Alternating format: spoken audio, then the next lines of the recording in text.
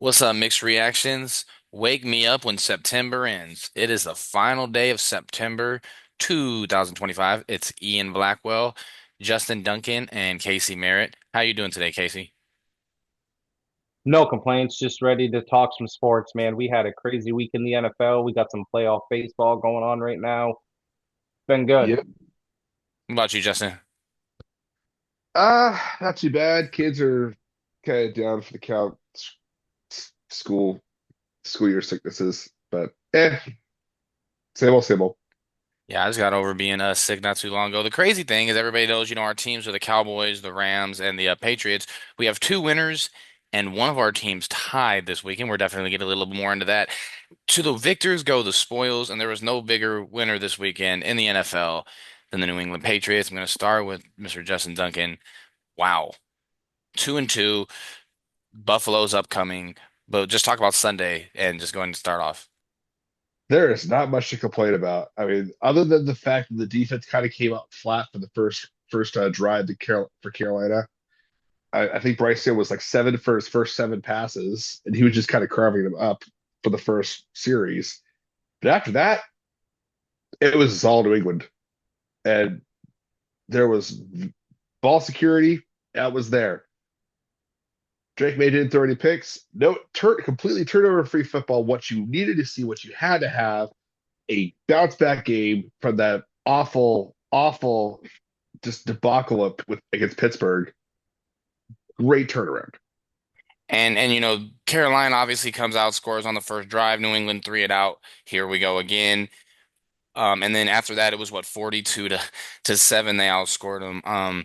Very impressive. Like I said, I took it off of my parlay because I was a little bit afraid that it was going to be a trap game. But yeah, I mean, Stephon Diggs over Coming, he 100 had yards over 100 receiving. yards rushing. Six, I think he had 6 or 7 catches, over 100 yards receiving. Hmm. Um, he looked like the Stephon Diggs of old. It was really good to see. Yeah, and Yeah, not to over. mention Drake May was spreading the ball around pretty well. Like you said, it was a turnover-free game. He had that one pass that was questionable that could have and probably should have been picked that ended up getting dropped. Other than that, he would took care of the football really well. Ramondre Stevenson held on to the football. That's something that he doesn't always get to say, but give credit where credit is due. And they did what good teams are supposed to do. And I don't know if I consider New England a good team as of yet, but they took care of business against a bad team at home, and that's what you're supposed to do. They're the Not number 8 team in the AFC right now, so you can't necessarily say they're a bad team, but it's still early in the season. Yeah, and they had a huge win. Obviously, some things they need to clean up. Seven penalties, 3 and 9 on third down. Obviously, it's still a huge, huge win, and they're going to need it going into Buffalo. And as we saw last night, the other two teams in that division are fucking shit. So, yeah, it's gonna. I think it's gonna be a two-team race for the AFC. Well, I don't know if I'd say it's gonna be a race for the AFC East. But New It's a England's gonna two-team be No, the second best conversation. team. Yeah, exactly. There's two teams that are Hmm. worth even talking about. And that's a definitely a turnaround, man, because I mean, when we're talking about, I remember I think that was 2 seasons ago, Bill Belichick, it's like he should just be gone at this point. Then Gerard Mayo and the ups and downs with him, and they fired him after 1 year. Finally, you guys got a guy in there. Maybe they could become a perennial playoff team again. The expectations are so high, but I think you guys have all the weapons in place. And like we were talking about Diggs a second ago, 7 targets, 6 catches, over 100 yards. And the I second think quarter, you before we, guys. I think before we even Mhm. say, and this not trying to throw shade whatsoever, but I think before we say that they're even in that conversation, we need to see what plays out on Sunday. We need to see them head to head and how they truly match up against Buffalo. We can sit here and speculate all we want, but until they, get between the lines, they put on the pads, we have no idea how that game is going to go. If New England goes out and loses by 3 touchdowns Sunday night, we're going to be singing a different Mhm. tune pretty quick that they're not ready and no, they're not in the conversation to be in the AFC East. Um, it was exciting watching New England do that though, man. And speaking of New England, the Red Sox, we've been talking about it all day in the chat, man. I mean, they need to capitalize, but still only down 1-0. I want to just touch on my Rams real quick. Stafford, man. He's a dog. Is He he is such a back? dog. Is he Yeah. is he back? Yeah, 375 yards, bro. yeah, He he's back. is Puka might end up being the MVP. Ian, this is crazy. I know you want to touch on the Rams, and I want you to as well, but there's something Yes. I want to bring to your attention when it Hmm. comes to Stafford. Now that you brought this up, Puka is in the conversation right now for offensive player of the year, and he might break the receiving record this year. And if he does that, Calvin Johnson, Cooper Kupp, and now Puka Nacua, Matt Stafford turned all three of them into record-breaking receivers. That needs to be talked about more with the type Hmm. of what he can bring out of the talent that's around him. That's a special type of quality. And if he does that 3 years with three different receivers, that elevates him to another level. What's the word I'm looking for? That elevates him to another level category wise as a quarterback than otherwise Hmm. before. Because that's something that would never been done before. Yeah, no, I appreciate you bringing that up. And the fact that we went from, I mean, Cooper Cup is what, one of only three Triple Crown winners. Maybe he was the fourth. And we get Puka Nacua. It's obviously evident right away he's going to be pretty good. And then he might be the best receiver in the league right now. So oh man, it's just really but I mean credit goes to Stafford too, like you said, and that's why I wanted to bring back to what you touched on. You know, he has Calvin Johnson. I mean, let's be real. What would the Lions have done without Matthew Stafford and an average, they made the playoffs what, twice, I think. Didn't win a playoff game there. But yeah, man, I mean overall we just I'm liking that we win the games that we on paper are supposed to win. We obviously had the letdown against Philly. I didn't think a win this week would make me feel better, but it did. Cam Curl, two picks. And our defense, man. Like I said, I knew it wasn't gonna be easy. I honestly could have seen this one going either way. Blake Corum, only 9 touches. I think Kyron Williams, I mean, he's easily our one. I think we're gonna work Corum in as the season goes along, but just overall, I mean, Stafford he's flinging it, man. And especially we have Devontae Adams didn't do much. Tutu obviously had just the one big play. Um, but oh man, I like our chances. I really like our chances. I'm liking this season, man. Yeah, that was one of the games that was teetering on disappointment because the Colts could have easily walked away with that game, especially with that drop. I don't, not the drop The touchdown, but Colts, the Colts came in there and realized, oh wait, yeah, we're the Colts, and did Colt things. yeah, in a sense, yeah, because I believe is what his name is, Adion Mitchell, who Hmm. fumbled the ball before he crossed the goal line. I mean, that's Deshaun Jackson level. Like we've only seen that a handful of times in NFL history, and obviously Deshaun Jackson's one of them, but that's just not something that happens all too often, and that changes the whole complexity of the game. Because obviously he scores that play. Indianapolis is the one with the 27-20 lead, and their fans need to go down and score to tie the Hmm. game. So as where that didn't happen, of course, that just led a mountain of momentum for the Rams to swing in and steal the game like they did. And while you have to give credit to the Rams for being able to stay poised and stay composed and going able to go get that win in that type of situation, obviously, a big pile of this loss needs to be the big pile of this game and how it unfolded. The blame on the Colts should not be weighed off either.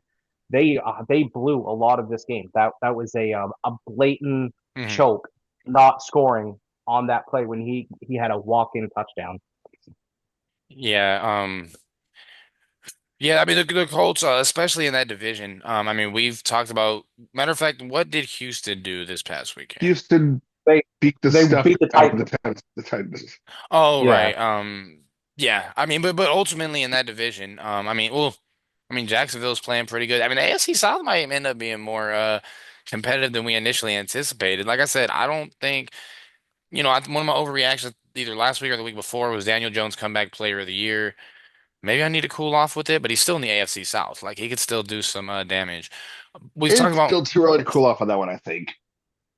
I yeah, don't think you should cool on it yet. Daniel Jones is not the reason they lost that game. He played Yeah, well. great. yeah. I also, yeah, that's a good point.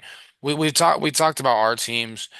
I wanted to save yours for last, especially because it was just so hilarious. You guys tied with the Packers. Just yeah, I'm gonna go ahead and let you have the floor.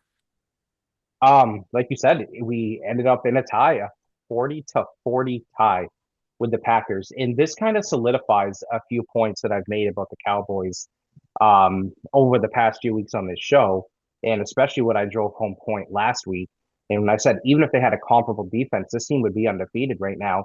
And I think Sunday night is a prime example of that. I mean, even a tenth better of a defense, they get one stop, they win that game. Coming into this game, obviously Green Bay had allowed, I think, 40 points combined all season long. They had when they lost to the fucking Browns the other week. That wasn't because of their defense. Jordan Love threw a pick and put him at the goal line. Like Hmm. this game was so back and forth. Nine straight scoring possessions to end the game by both teams. Nine straight. And mind you, Dallas did this all without Tyler Booker, without CD Lamb, without Connor Beebe, without there was another player, Jalen Guyton, not Tyler Guyton went out during the course of that game to another offensive lineman. I got to give all the credit in the world right now to two people. That's Dak Prescott and that's Brian Schottenheimer. Brian Schottenheimer has this team looking different offensively, at least. They are atrocious defensively. Great, Matty Recluse needs to go. Like that, there's just no two ways about it. But Dak is looking the best he has ever looked. At any point last year, if CD Lamb goes down and their starting offensive guard go down, and they're going against a ferocious team that's looked, I don't want to say unbeatable, but looked like a top tier competitor in the league. Dallas is getting blown out in those type of games, and everyone on this panel thought they were going to get blown out. Everyone in America thought they were going to get blown out, and they went tit for tat with them. Especially, they stayed poised, going down 13-0, and being able to crawl their way back into that game. They made one good play on defense, and you could argue it saved them the game because it was the James Houston strip on Jordan Love. Next play, Dak finds George Pickens for the touchdown. Like they played a phenomenal offensive game. And another point that I had was I think CD Lamb and George Pickens right now, obviously depending on how when CD comes back, but I think they're the best 1-2 combo in the NFL. When your main target goes down and your number two receiver can step up and get 9 receptions for 132 yards and 2 touchdowns and just look uncoverable on the field, George Pickens showed what type of talent he truly is.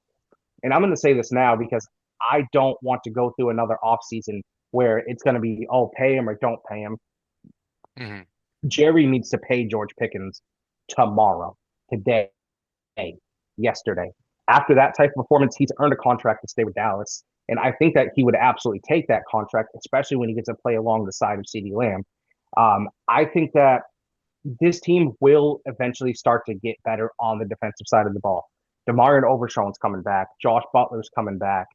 Jarrell Reed is going to be coming back. Chris Carson, not Chris Carson, what's his name? Kalen Carson is coming back. Like they have a lot of pieces coming back on defense. And so obviously none of those players are the caliber of Michael Parsons, no, but they are getting some key components back. And I don't need them to be world beaters. I honestly don't even need Dallas to be a middle of the pack type defense. I just need them to be 10% better than they are right now, and I think the team could truly be competitive with how elite their offense is. Yeah, and we were talking about divisions a while ago about the AFC South. Commanders, who knows what the stories with them is gonna be. But yeah, man, I was shocked to wake up and find out that it ended in a tie. I saw a meme and I was like, nah. 80 points. The Boston Patriots and the Raiders, I want to say it was in the 70s, tied 43-43, and 40-40 was a scoregami too. In case you didn't know that. First ever 40-40 game in NFL history. It is week 4 into the NFL season, man. One thing I wanted to touch on before we get into the last night's Monday night game, I want to talk about that a little bit. Bad Bunny halftime performance, man. What? I I hate to couldn't sound care like an less. old head. I don't know who that is. Yeah, I couldn't care less. I really couldn't. I don't hate it, I guess, because I don't know who he is. Like I don't know any songs by him that I can. Yeah. I have I no don't idea who he is.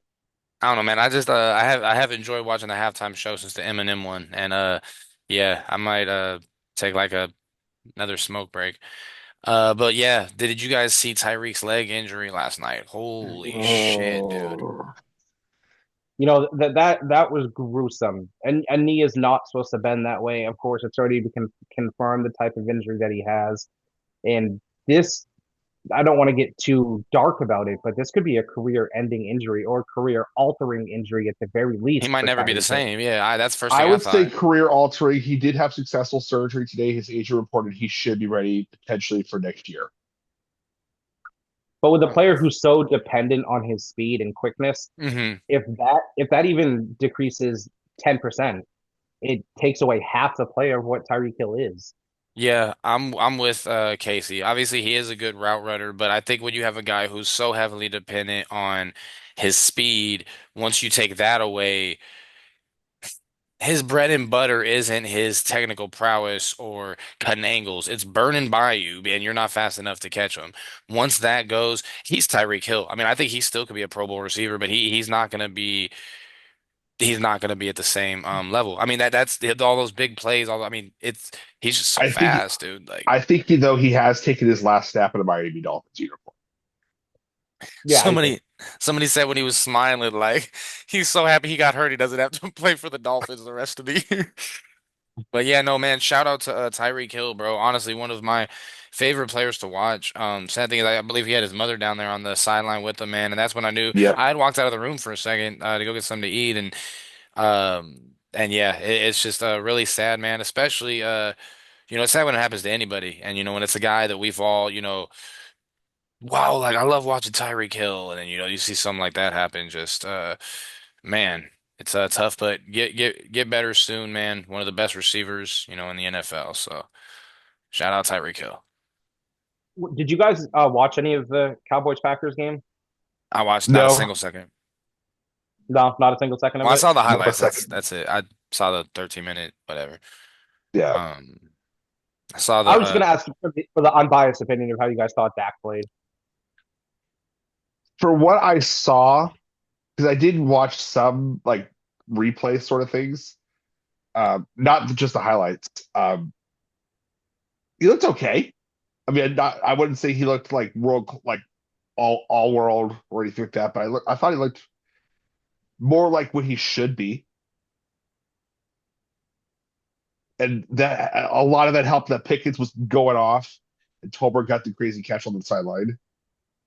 See, that's where watching like highlights and clips of a game can come back and not be the greatest thing because this just isn't coming from me either. This is coming from, reports and from the talking heads on TV, the Nick Wrights, the Chris Broussards, the Colin Cowards. They're saying, and I agree, but I just want to kind of get an outside opinion on it too, that Dak played at an MVP caliber level that night. And I thought he played. I mean, the game against the Giants, the game against the other night against the Packers, he had fantastic games. yeah, yeah, I was specifically talking about the Packers game. But he is playing at that level. I'm not disagreeing with that. It's good to hear because he has a lot of doubters, and so it's good to hear when your quarterback's playing well. It's just in this type of situation. Obviously, I've stayed up till 1 o'clock. I watched every snap of that game, and I was very impressed with what I saw with Dak. But You were uh, one of those doubters, if I recall correctly, too. 1 o'clock. I watched Eastern, East Coast. What time does the game start for you? 8:30. It went to about 12:40. Oh, the over. Oh, yeah. And that many Yeah, scores and yeah, that makes I mean, but damn, that's still like 5 out. Well, probably like, close to one. That's holy shit, that's a long ass fucking game. and for all of that, right? Because the game literally went down to zeros in overtime, obviously, because it ended in a tie. But for all of that, for that game to end in a tie, and one thing too is we need to talk about that horrendous clock management by Green Bay at the end of the game too. If that ball travels an extra 2 inches and doesn't connect with the goalpost, because it's obviously considered down and out once it hits that goalpost, if it goes past the goalpost and goes into the stands, that extra 1 second runs off the clock and Dallas wins that game. True. Green Bay got really, really lucky for that ball to Yep. hit the goalpost. Yeah, Yeah, they did. like I admit, I didn't watch the game. I was asleep, but that is one thing I think, because with the highlights they showed every play from the last drive. I think that's one thing I can comment on. Why would you even call, a play like that? Uh it didn't make any sense. When they snapped the ball, there was like 6 seconds, no? Six 7? or seven, like yeah, 7 or 8 It's, seconds, and then, something then like on that. top of that, you're running a, what is it, 20 something yards to the end zone. And the fact, Hmm. I mean, I was waiting for the, by that time I already knew it was a tie, but I was waiting for the clock to hit 0. And I'm like, oh, it didn't run out. Okay. But yeah, I mean, the worst clock management I've seen is kind of getting off topic was last year's Thanksgiving Lions Bears game. Yeah, that I that was was hot. that was horrendous. This rivals that, though. Obviously, it didn't come out in the same effect because the Packers didn't lose the game, but they very well could have if it was for half an inch of ball placement. I don't think it would get ridiculed in the same way. It would have been ridiculed, but I mean that what did Not to they that waste level. like 30? It was so long ago, but that was bad. I needed to go to overtime for my parlay, but I hate seeing a tie in the column, man. You know, when I was going through the picks, I was trying to figure out what color. I was like, nah, not yellow. Like I just went with like purple. Like, and now I gotta put everybody's record with a 1, and I'm trying to do like the math, not the math. Obviously, it's fucking easy, but I'm so used to doing wins and losses that I'm like miscounting and shit. And I'm like, this is thanks. There was one season where there was 2 ties. I It was, think it was like five I last think it within the was last 2017. last tie was 2022 prior to Dallas and Green Bay. I want to say it was Command. It was Command. Giants were involved in the game. I don't remember who the other team was, but um. And you know what? The debate online, I mean, we got another what fucking like 15 minutes left in this segment. Do you guys think that they should get rid of ties? I'll give you my opinion. I I think it's fine. I mean, you play that long and nobody can outlast each other. You don't have to have a winner. That's what tiebreakers are for. I don't like, at the end of the season, I don't mind there being ties. I'm cool with it. I'm okay I with would it. like ties in hockey back. I'm okay with it. I'm okay with it. I like the whole. I like the thought behind sudden death. Don't get me wrong, but again, that gives the advantage solely, like unfair, potentially Oh unfair yeah. advantage to the team who gets the kick. The rule that I don't like why we ever because I think they went to it and they switched up and whatnot, is you get the ball in overtime. If you score a touchdown, game's over. Like I know, well, you gotta get the other offense a chance. No, I mean if you let them get into the end zone, cross the goal line, you can't hold them to a field goal. I don't think you deserve to win because football is a team sport. I think we're defeating the purpose of team sport if we're saying, oh, well, the offense got to get the ball too. No, defense needs. That's the minimum. You have to stop them from getting in the end zone. You know what I mean? I'm not saying you got to stop them from making a field goal. Stop them from scoring a touchdown. What about you, Casey? About ties? I I'm okay with it. As far as obviously the way Hmm. that it's described now, with both our teams getting a chance to touch the ball. I mean, if like you said, if you can't hold each other down for that length of time, then yeah, it can end in a tie. But I get what you're saying as far as if you can't stop the offense on their first possession from getting in the end zone, as it's a team sport, you don't deserve to possess the ball. And that was the rule for a couple of years up until that Kansas City Buffalo playoff game, where obviously Buffalo didn't get a chance to touch the ball in Hmm. overtime because Kansas City went down the field and scored on the first possession of overtime and won the game. And And the then that's year or when, so before was when Brady ran down the ball with against Kansas City as well. This is that Hmm. change was completely because of Kansas City and everyone wanting to watch Patrick Mahomes and Chris Collinsworth. To yeah, I'll leave that alone. But you Here's a get the point. guy. there Exactly. was there was a couple years in between that, but yeah, I know what you mean. Because the Brady one against Kansas City was 2018, and then the Kansas City Buffalo one was 2021. And I want to point out the Buffalo game, if I remember correctly, that game ended up in the high 30s, low 40s. The Bills had so much momentum offensively that argument of both teams should be able to touch the ball had so much steam because of how good Buffalo looked. Granted, Kansas Yep. City came down. I remember we were in the chat going crazy, man. You were like, "What the fuck? I just scored at like 13, Th- whatever." 13 seconds. Yeah, they went Um, down on Right. the field in 13 seconds to kick the field goal to tie it. But yeah, man. Hey, you know what I was gonna say is a kicker shootout since it's really a team sport. If you get past Uh, overtime and it's in the, imagine that just the kickers going back and forth, just you get start from the Oh, 30, 35, 40, 45, 50, yeah. and see how far you go. well, before we have to break off, you said we got a few minutes left. Boys, I have an announcement to make. Let me know when you're ready to hear it. Go ahead. You're pregnant.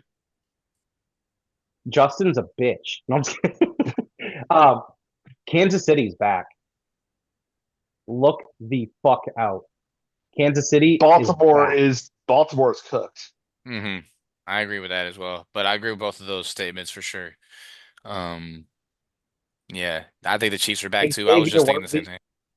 they're finally getting healthy. Xavier Worthy came in, and holy did he make a big difference during that game on Sunday. And obviously, yes, you can attribute that to the injuries sustained by Baltimore's defense because there was a Baltimore's plethora. defense can't stop a nosebleed. They're almost as bad as Dallas. I get that, but also you gotta give Credit where credit is due to Kansas City's offense as well. I'm not taking anything away from Kansas City's offense, but you can't. You have to put a itty bitty asterisk on the fact that Baltimore's defense is complete ass. It is. hmm And there's no denying that. But I think now with Xavier Worthy back, Rashee Rice is going to be coming back soon. I think they're going to start being lethal again. And I think that revenge tour that Ian and I were talking about is officially underway. And the Chargers, man, they didn't give me no damn faith that they're gonna overtake Kansas City. What in the world was that? And then Jackson Dart, man, I'm so mad we lost him at USC. God bless him. So, hot take on Jackson Dart. Obviously, I think he played well. Okay. It's not that he played like trash and the Giants still won. He played just fine. But they are getting crazy with some of the talks around Jackson Dart right now. Oh, It's not like it's not like he went in there and lit him up for 4 touchdowns to 350 yards. He struggled a great majority of that game. hmm It's just Justin Herbert happened to struggle more. And so what ends up happening, of course, is when you're that young of a quarterback, it's your first start, you're going against an undefeated team, a win kind that overshadows how you Yeah. truly played in the game. But yeah, he had a couple moments, but he also got sacked about 5 times, held onto the ball too long, wasn't really reading hmm coverages all that well. There wasn't many great plays that Jackson Dart made. Obviously, he played well enough to win, but I contribute that more as a Chargers loss than a Giants win, unfortunately. Yeah, I also attribute it to like it was their first win and he's doing that little touchdown dance and it goes viral, but let's just pump the brakes. It's one game. Best of luck to Jackson Dart, but it's gonna be a tough probably do fight against Dallas. Let's keep it real. Red Sox down 1-0. They still haven't scored, man. Top of the seven. 11th pitch of the at bat. Freed's out of the inning, out of the game. St. Don just walked. Okay. Your fee may be just behind. But the Red Sox are into the Yankee bullpen finally. And Now especially uh-huh. this is the best of three, right? It is a Hey, best of three. and all the games are in the New York at the one stadium. Correct. Yeah, Yankees their bullpen hasn't been great. The Yankees have really been shaky. I mean, they haven't they've had some times this year where they've looked really good, but oh yeah, 8 minutes 30 seconds left by the way, fellas. But the Dodgers play later on tonight. Obviously, the Cubs got a hard fought win over the Padres. Tigers beat the Guardians, so they have to win tomorrow and they can avoid, they could salvage a little bit of pride because The wow. Tigers have to get someone to contribute other than Skubal. Skubal played great today. Who is going for the Tigers tomorrow? Yeah, Scooble pitched his ass off. Let's see.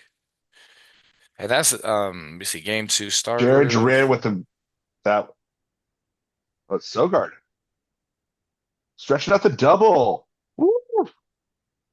Okay, so it looks like Tanner Bybee is going to be going for Cleveland, and then I can't find. I have to go to ESPN in a second, but yeah, no, it'll be interesting to see if the Tigers can win. I'm not gonna lie, man. I've been watching a lot less baseball since football started. Was really, really on it earlier this season. But yeah, I'm not gonna lie. The baseball season is just so. Then the playoffs are so quick, man. I mean, you snap your fingers and we're gonna be at the World Series already. And what I was thinking, sorry, I'm rambling on. Just last thing I'm gonna say. Um, I was thinking it'd be cool to see the Red Sox do it because Justin's a Red Sox fan. But if nothing else, the Tigers and the Yankees in the ALCS. We will literally all be rooting against the Yankees, and that's the only time I think Sean will give a shit to root for baseball. So we'll all four of us will be rooting against the Yankees. It'll be beautiful because I can't stand them either. If the Red Sox don't make it, I'm pulling for the Mariners. Yeah, no, you definitely I know you. I mean, your favorite baseball team was the Mariners team that won those 100 games, right? I know you always bring them up. I don't know if it's your favorite team necessarily, but I know you're a big fan of them. No, I am a strong supporter of them whenever they don't, as long as they don't play the Red Sox. Right? No, yeah, but I know. I mean, shit. What did they win? Like 100? They won a lot of games that year. 106.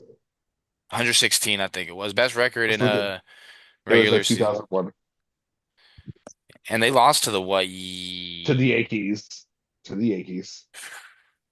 It's tough.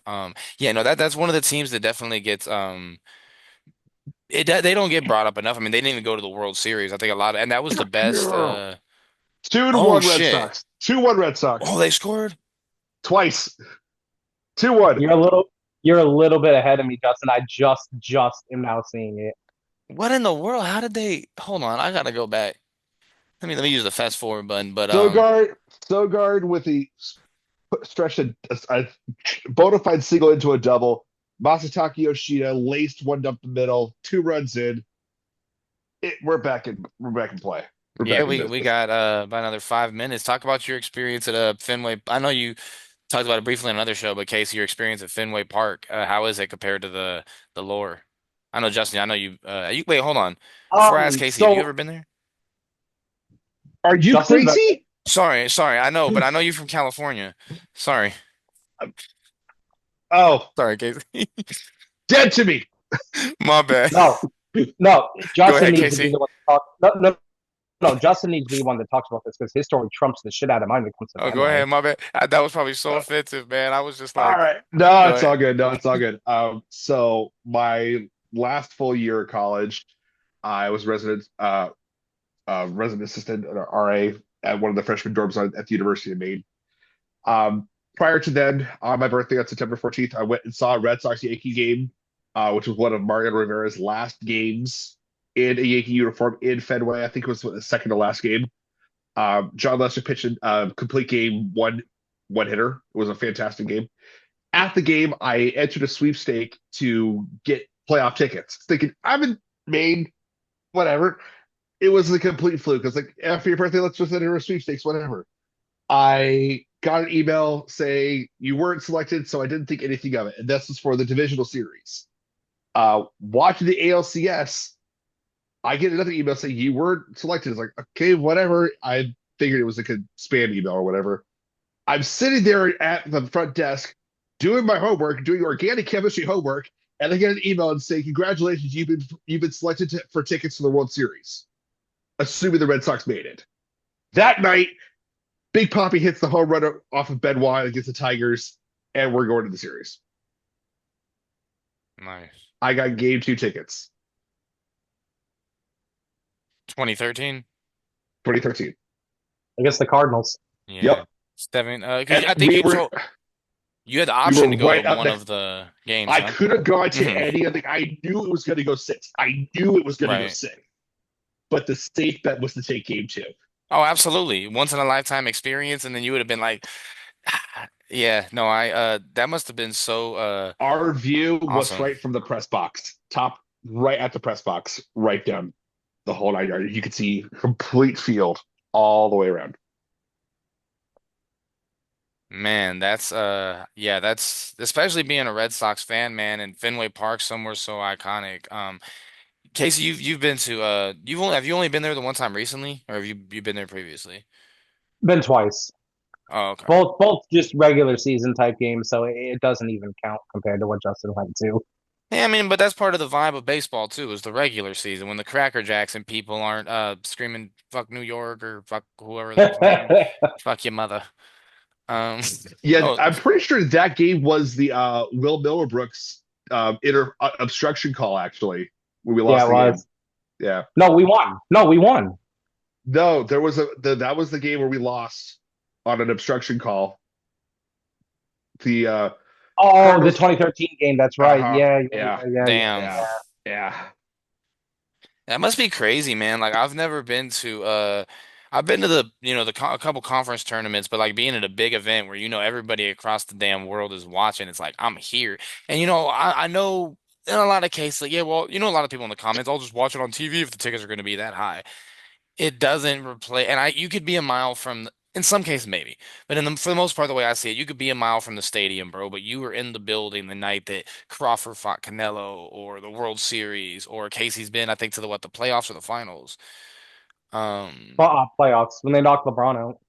and NBA is so crazy, man, because you're in an arena. So I get like the whole, oh, well, I'll watch it from home in my comfortable couch, and I get that because I like chilling at home drinking beer, but it's not like being like from the press It's box for not the the World same. Series, It's or not the like I same. imagine will being in say, Jerry's World.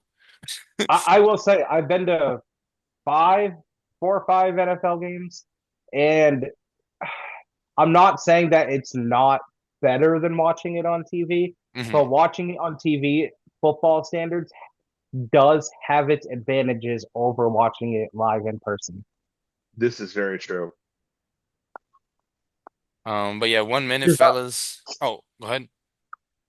I'd say it just does. Like there's certain things about watching the game on TV for football wise that it's better than being at the stadium. But obviously watching it live is great too. Don't get me wrong. Now, to me, the best sport to watch live is hockey. Absolutely. Absolutely. We got to get into that later on this week. For many reasons. Yeah, hockey's insane, but don't want it to cut off like The Sopranos has been real for the first part, fellas. Second part, it's gonna be me, you, Casey, and our guest picker. It's gonna be like, who's that Pokemon? And bring on my buddy. But yeah, we will see you guys here in about a few minutes. Well, I mean, the show you'll see it right away, but we're gonna convene in a few minutes.